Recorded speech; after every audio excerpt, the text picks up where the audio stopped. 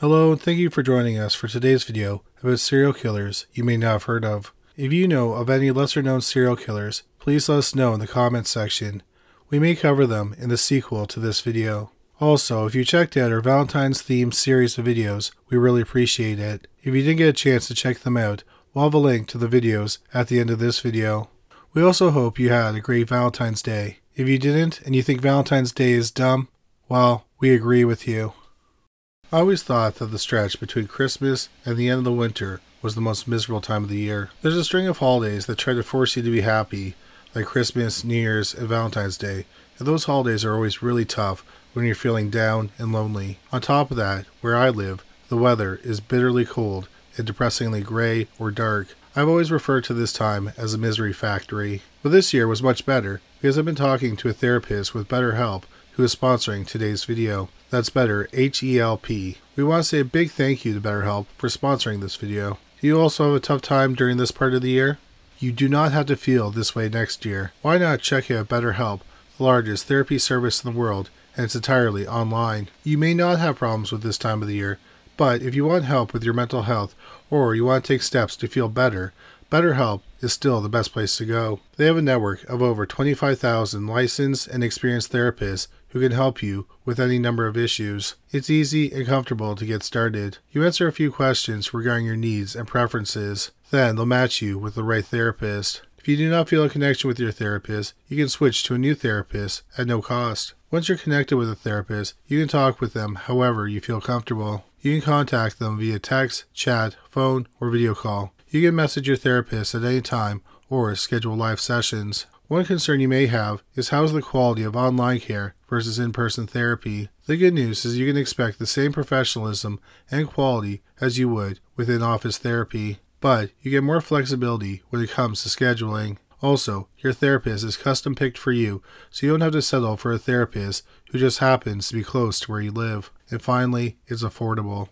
Get 10% off your first month at betterhelp.com/criminallylisted. I've also linked them in the description below. Take control of your mental health today and check out BetterHelp. Number 3. Gary Evans. South Troy is a small town in eastern New York. Gary Evans was born there on October 7, 1954 to Flora May and Roy Evans. He had an older half-sister named Robbie. Gary had a difficult childhood. His father was abusive and his mother was mentally ill.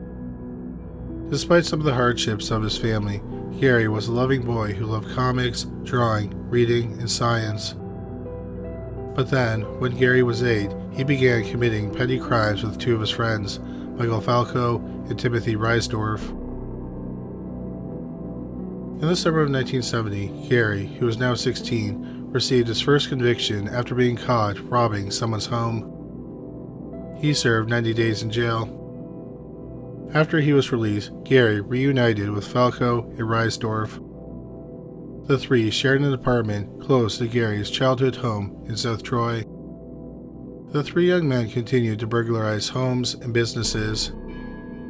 On January 13, 1977, Gary was caught robbing a house in Lake Placid, New York. He was sentenced to 2 to 4 years and was held in the Clinton Correctional Facility in Dannemore, New York. While serving his sentence, Gary was moved to the Gray Meadow Correctional Facility in Washington County, New York. He served 2 years and then moved back to South Troy on March 21, 1980. Once again, he reunited with Falco and Reisdorf.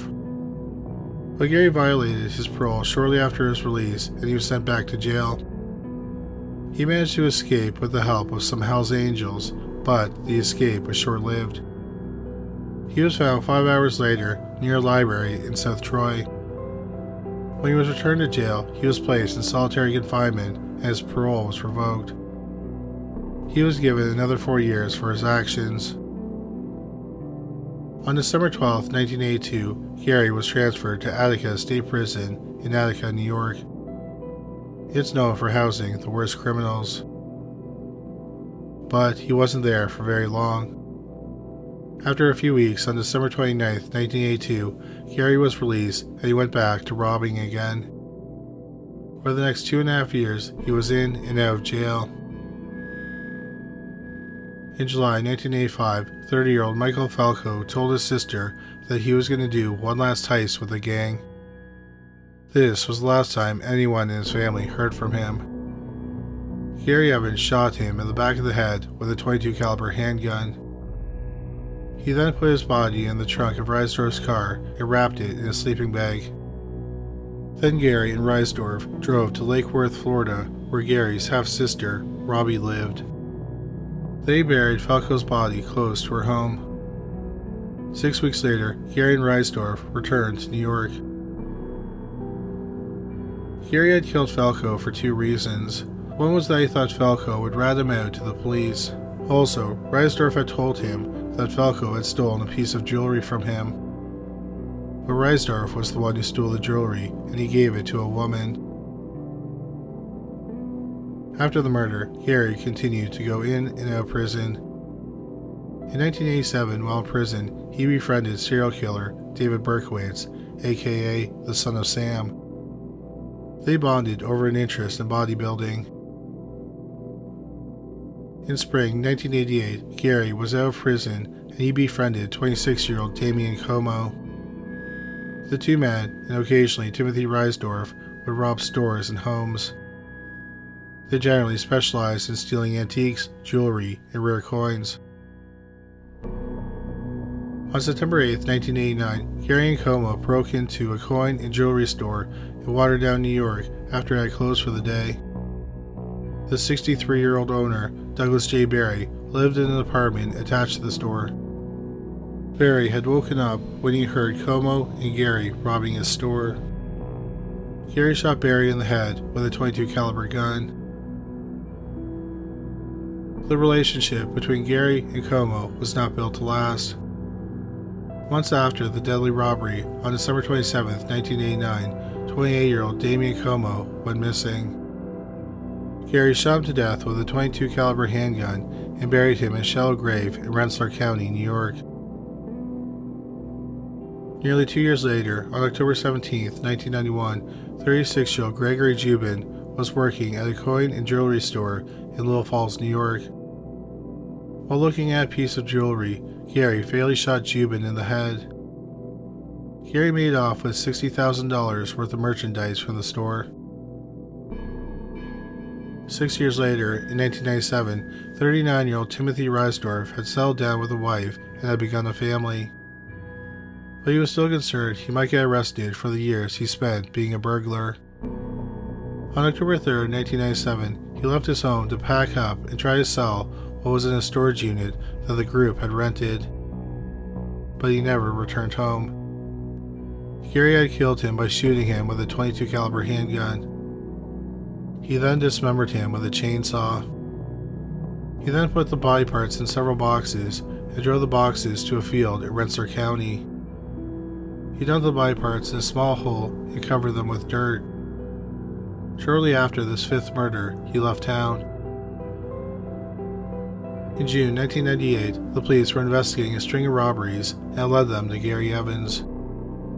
They found out he was living in a tent in Johnsbury, Vermont. The police brought him to Albany, New York, and booked him into the Albany jail. Investigator Jim Horton sat with Gary, and the two spoke for 7 hours.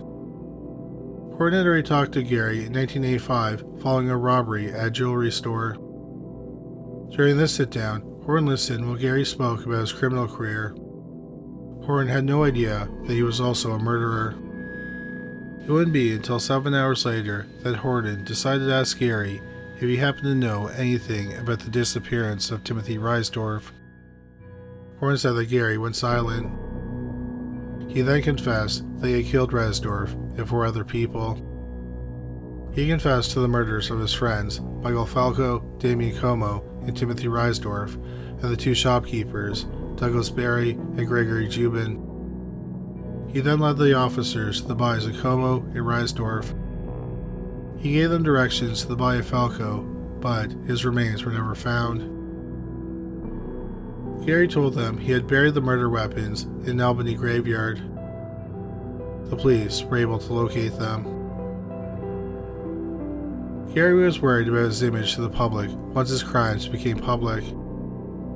He told Horton that he didn't want to come across as a monster. Some people do not think that Gary Evans fits the profile of a serial killer. Instead, they think he was a callous criminal who lacked any compassion. Horton saw the murders as part of a criminal business ring. To avoid getting arrested, Gary had eliminated the threats. Other people point out that he fits the FBI's definition, which is 3 or more murders with a cooling off period between each murder. After a federal court appearance in Albany on August 14, 1998, Gary was being transported by U.S. Marshals back to Old Rensselaer County Jail. While driving over the Troy Mendez Bridge, Gary kicked out the van's window and got out. 43-year-old Gary Evans jumped to his death in the Hudson River, where the water was about a foot deep. The autopsy later revealed that Gary had hidden a handcuff in his nose. Gary had left a note for his attorney. It read, "On to a better place now. I win." Number 2. Patrick MacKay. 84-year-old Isabel Griffith lived in a Chelsea flat in South London, England. She was well known to her neighbors, and they became concerned when they hadn't seen her for some time in February 1974. Around the same time, the Scotland Yard Police Department in London, England had been investigating a series of attacks and thefts on older women in the southwest London area. The neighbors decided to call the police and have them do a welfare check. The police went to Griffith's home and they found her dead body on February 26. A quick examination revealed that Griffith's door had been forced open. Griffith had been stabbed in the chest. The knife went through her body and into the kitchen floor. There were also signs of strangulation and blunt force trauma. The killer had stayed in the flat for some time after the murder, but the police don't know exactly how long he stayed. The attacks on older women in southwest London continued for another year, but no one was killed. Adele Price, 89, lived in a Belgrave flat at Lowndes Square on the northwest side of London. On March 10, 1975, Price's granddaughter came to visit her. When Price didn't answer her intercom, her granddaughter let herself in. She found something no granddaughter should see. 89-year-old Adele Price had been murdered in her kitchen. She had been strangled to death. Once again, the killer had stayed in the flat after the murder. He was in the flat when the granddaughter buzzed the intercom and managed to escape before the granddaughter got into the flat. The last time anyone had seen Price alive was at a local market earlier that day. The police didn't have any viable clues, but they believed he was the same person who had been attacking the other older women. They believed that the suspect would hang around supermarkets and either offer to help or follow his victims home. On March 21, 1975, in Kent, 63-year-old Father Anthony Crean, a Catholic priest, had come home to his cottage. Inside his cottage was an intruder. They fought, and Father Crean managed to break free and lock himself in the bathroom. The intruder found an axe and broke down the door. He then proceeded to hack Father Crean's skull open with the axe and stabbed him multiple times. After killing the priest, the assailant turned on the bathtub taps and placed the body in the tub. A few hours later, a nun, concerned for Father Crean after no one had heard from him, went to his cottage and found his fully clothed body floating in bloody water. The Kent police had two theories regarding the murder. The first was that Father Crean was selfless and he was known to help homeless people. So they thought perhaps a homeless person had been staying with him and he was the killer. The second theory was that an intruder slipped in while Father Crean was out. During the investigation of Father Crean's murder, the detectives recalled a burglar who had stolen an 80-pound check from Father Crean. The suspect, in that case, was Patrick MacKay. MacKay was born on September 25, 1952, in Middlesex, England. By the time he was 10 years old, MacKay had built a reputation as a bully, thief, and a liar. MacKay showed early psychopathic tendencies. He enjoyed torturing animals and he fondled dead birds. He was known to be interested in death. When MacKay was 13, he was sent to juvenile court after he set a Catholic church on fire. He only received probation. The leniency MacKay experienced didn't last long. By the time he was 15, he was committed to a mental health hospital after he attempted to strangle his mother and nearly killed a local neighborhood boy while trying to steal his watch. MacKay was diagnosed as a psychopath, and despite the recommendation of the mental health staff, MacKay was set free from the hospital to live with 2 of his aunts. Under their care, MacKay tried to strangle one of them in a drunken rage. In the mid-1960s, MacKay was sent to a secondary modern school after his family settled in Dartford, Kent. MacKay got into trouble there twice, then was transferred to an approved school in 1966, and he did not return home until 1967. MacKay was arrested the following May after banging 2 youths' heads on the ground. In 1973, MacKay befriended Father Kearney. At some point, Father Kearney had taken in MacKay, but their friendship fell apart in May of that year due to the theft of the check. MacKay was arrested in order to repay the money, but he never did. 2 days after Father Kearney's murder, the police tracked MacKay down. He was in Stockwell, South London. He admitted to killing the priest and later confessed to killing the 2 older women. At his trial in the fall of 1975, MacKay pleaded guilty to the murders of Price, Griffith, and Father Kearney. He also told the court that aside from the victims he had killed, he had attacked several other older women, but he would black out before he attacked them. As for Father Kearney, he said he had an urge to use an axe.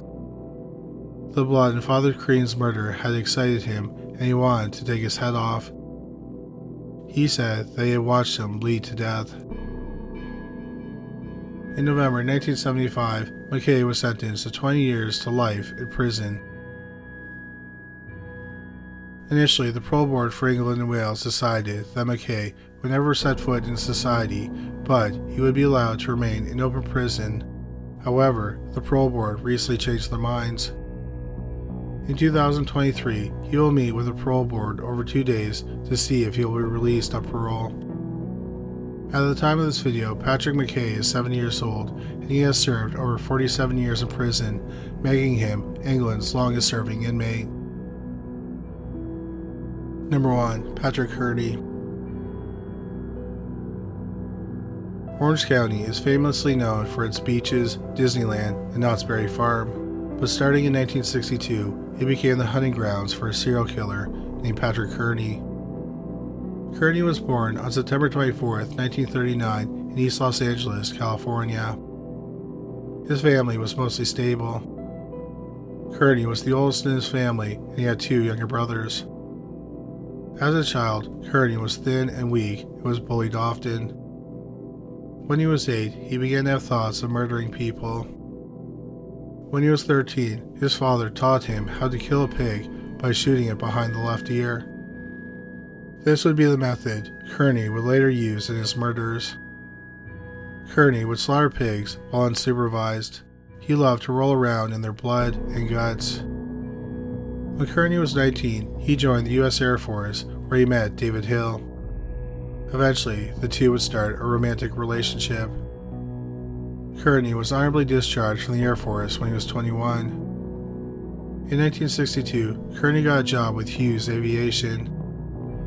It was his dream job, and he was considered a good worker. It was around this time that he started murdering people. His first victim was never identified, other than Kearney saying he was a 19-year-old man and he was possibly from Oklahoma or Louisiana. In the spring of 1962, Kearney offered the 19-year-old man a ride on his motorcycle. He accepted and climbed on the back of the motorcycle. He took the young man to a secluded area, shot him in the head behind his left ear, and then sexually abused his body. When he picked up the young man, the man was with his 16-year-old cousin. Kearney decided to eliminate the cousin as a potential witness. He brought him to the same secluded area shot him to death, and then sexually abused the body. The bodies were left beside California State Route 86. Their remains have never been found, and neither young man was ever identified. Later that year in Indio, California, Kearney encountered an 18-year-old man only identified as Mike. He claimed that he killed Mike in the same manner as his first two victims. Like his first two victims, the remains of this man have never been found, and he's never been identified. In 1966, Patrick Kearney and David Hill became a couple, and they moved in together in a duplex in Culver City. Their relationship was far from perfect, and the pair argued frequently. In spring 1967, Kearney and Hill were vacationing in Tijuana, Mexico. They encountered one of Hill's friends, who was only identified as George. George invited the pair to stay at his home for the rest of their trip. One night, Kearney went into George's bedroom and shot him in the head. He then sexually abused his body in the bathtub. Afterward, he dismembered him. He then buried the remains in the backyard. Hill was in the house the entire time, but it's unclear if he knew what happened to his friend. Not long after returning stateside, they moved to Redondo Beach, but their relationship was on the rocks. In June 1971, David Hill suddenly left Kearney. He broke up with him with a note. Kearney was both hurt and furious. He decided to take it out on random men and boys he encountered. Kearney found most of his victims by picking them up while hitchhiking or luring them from gay bars. On June 26, 1971, he shot to death 13-year-old John Demchick.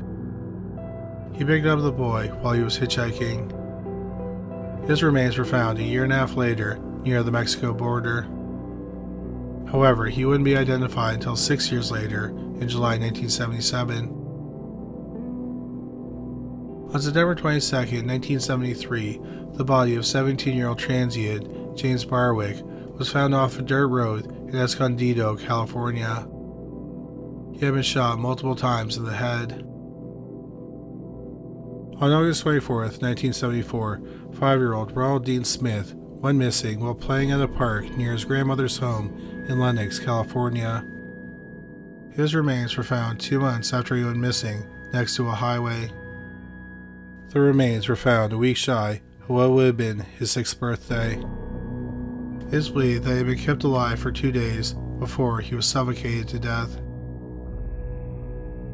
Kearney's 8th victim was 21-year-old Albert Rivera. On April 13, 1975, Kearney shot him to death. He took him back to his home where he sodomized his body and dismembered it. He neatly wrapped the body parts in trash bags and dumped them in trash cans in Los Angeles. Most of his remains were found later that day.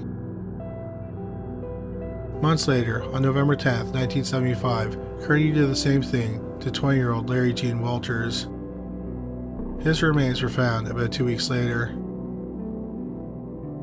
17-year-old Kenneth Buchanan met the same fate on March 1, 1976. His body was found just over a month later. On March 21, 1976, Kearney picked up 13-year-old Oliver Peter Molitor while he was hitchhiking. After performing his normal routine of killing, sexually abusing, and dismembering the corpse, he dumped his remains at a landfill near his home. His remains have never been found. At this point, Kearney was accelerating when it came to his killings. He was claiming a victim nearly every month. His method rarely changed. He shot them in the head, sexually abused the body, dismembered them, and wrapped the body parts in trash bags. On April 18, 1976, Kearney murdered 15-year-old Larry Armendariz. His body was found the next day. On June 11, 1976, 13-year-old Michael McGee was hitchhiking and he was picked up by Kearney. His body was never found. 9 days later, Kearney murdered 23-year-old John Woods in Los Angeles in his usual fashion. His body was found the next day. Shortly afterward, Kearney murdered 17-year-old Larry Espy after picking him up while hitchhiking. His remains were found on August 23, 1976. In August 1976, Kearney killed 20-year-old Wilfred Lawrence Verity and 16-year-old Randall Lawrence Moore. Verity's remains were found on August 28, while Moore's weren't found until October 10th. On September 15, 1976, Kearney shot 19-year-old hitchhiker Timothy Brian Ingham to death. He dumped his body in a ravine. His body was found a week later. On 2 different days, between September 16th and October 6th, Kearney murdered 17-year-old Robert Benefiel and 27-year-old David Allen. Their remains were found several weeks later. Kearney's 21st victim was 20-year-old Mark Horak from Ottawa, Ontario, Canada. He was hitchhiking back to Canada from Mexico. He was killed on October 6, 1976, and his body was found a few weeks later. At this point, the police believed that one man was responsible for at least 10 of the murders, but the police had no suspects. In the media, the killer was known as the trash bag killer because many of the victims' body parts were found wrapped in trash bags. Patrick Kearney took off the rest of 1976 for murdering. He started again in January 1977 with the murder of 28-year-old Nicholas Hernandez Jimenez. His remains were found wrapped in trash bags on January 23, 1977. 24-year-old Arturos Ramos Marquez was killed sometime around February 26, 1977. His body parts were found a week later. At some point, David Hill and Kearney rekindled the relationship, and Hill moved back into the home in Redondo Beach. 17-year-old John Otis LeMay was a friend of Hill's. Hill invited LeMay over, but only Kearney was home when he came over on March 13, 1977. Kearney invited him inside and then shot him. His body parts were found 5 days later. On April 6, 1977, 8-year-old Merle Chance, who went by the name Hondo, was riding his bike in Kearney's neighborhood. Kearney brought him into his home and smothered him. He dumped his body beside a highway. He was found on May 26, 1977. Months earlier, in March 1977, the police were investigating the murder of John LeMay. Several of them said that LeMay liked hanging out with 2 guys named Pat and Dave, and they lived in Redondo Beach. His neighbor, who was the last person to see him alive, said he was going to see Dave. The police learned that they were talking about Patrick Kearney and David Hill. On March 19, 1977, the police searched Kearney and Hill's home. They collected carpet samples. The tape used to seal the bags around LeMay's body had carpet fibers on them. They were a match to the fibers from Kearney and Hill's home. The police returned and collected pubic hair samples from Kearney and Hill, but didn't arrest them. Nevertheless, Kearney correctly realized that the police were onto him. So he quit his job, and then he and Hill fled town. The police got a warrant and searched their home. They found a lot of evidence. This included a bloody hacksaw that had dried human flesh on it. They sprayed luminol, a chemical that detects traces of blood, in the bathroom, and it lit up. The police also searched Kearney's workplace. They found industrial trash bags that were similar to the ones used in 20 of the murders. Arrest warrants were issued for Kearney and Hill, but they were nowhere to be found. First, they went to Texas, then Arizona, and then New Mexico. But on July 1st, 1977, the 2 men turned themselves in. Initially, 37-year-old Patrick Kearney confessed to 28 murders and then later admitted to another 7. Besides the 25 murders we discussed in this video, he also supposedly killed more men in Mexico. In December 1977, Kearney pleaded guilty to 3 murders and was given 3 life sentences. A few months later, he pleaded guilty to 18 more murders and he was given 18 more life sentences. He was never charged with the 14 additional murders he confessed to. The charges against David Hill were eventually dropped due to lack of evidence. Kearney claims that he knew nothing about the murders. Patrick Kearney was first eligible for parole in 1984. He was denied, and he has been denied 7 times since then. The next time he can apply for parole is in 2027. At the time of this video, 83-year-old Patrick Kearney is incarcerated at the Mule Creek State Prison in Ione, California. Thank you so much for watching today's video. Please don't forget to check out our new channel, Paranormally Listed. There's a link on the screen now, and there's a link in the description box below this video. Well, that's all for today. Thanks again for watching.